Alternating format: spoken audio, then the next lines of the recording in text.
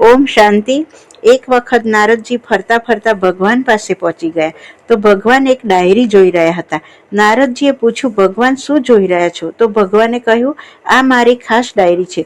તો નારદજીએ પૂછ્યું, આ ડાયરીમાં એવું ખાસ શું લખેલું છે? તો ભગવાને કહ્યું, આ ડાયરીમાં નામ લખેલા છે। તો નારદજીએ કહ્યું, કોના નામ લખેલા છે? તો ભગવાને કહ્યું, આ ડાયરીમાં એના નામ લખેલા છે કે જે ભક્ત મને વધારે યાદ કરે છે। તો નારદજી આ સાંભળીને ખૂબ ખુશ થયા કે ભગવાન, આ ડાયરીમાં મારું નામ તો સૌથી પહેલા લખેલું હશે, કારણ કે મારા જેટલું તો આપને કોઈ યાદ કરતું નથી। ભગવાન આ સાંભળીને હસ્યા અને કહ્યું, હા, તારું નામ બધાથી પહેલું છે, કારણ કે તારા જેટલું મને કોઈ યાદ નથી કરતું। પરંતુ નારદજીને વિશ્વાસ ન આવ્યો તો તેમણે ભગવાનને કહ્યું, શું હું આ ડાયરી જોઈ શકું છું? તો ભગવાને કહ્યું, હા, જોઈ લો।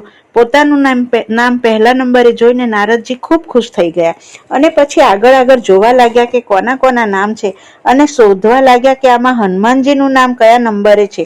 તો આખી ડાયરીમાં હનુમાનજીનું નામ જ ન હતું। તો નારદજીનું કામ છે તો બાળવાનું। ડાયરી મૂકીને નારદજી સીધા શોધવા લાગ્યા હનુમાનજીને। હનુમાનજી એક વૃક્ષની નીચે ભગવાનનું નામ લઈ રહ્યા હતા। ત્યાં નારદજી પહોંચી ગયા અને કહ્યું, આ બધા ઢોંગ હવે બંધ કરો। તો હનુમાનજીએ કહ્યું, કેમ? તો નારદજીએ કહ્યું, હમણાં જ હું ભગવાનની પાસે એક ખાસ ડાયરી જોઈને આવ્યો છું। તેમાં ભગવાને તેના નામ લખેલા છે કે જે ભક્ત તેમને ખૂબ યાદ કરે છે। તેમાં આખી ડાયરીમાં તમારું તો નામ જ ન હતું। તો હનુમાનજીએ કહ્યું કે ડાયરીમાં નામ લખાવવા માટે થોડો હું ભગવાનને યાદ કરું છું, હું તો તેમના દિલમાં રહું છું। નારદજી આ સાંભળીને કઈ બોલા ચાલ્યા વગર ત્યાંથી ચાલ્યા ગયા।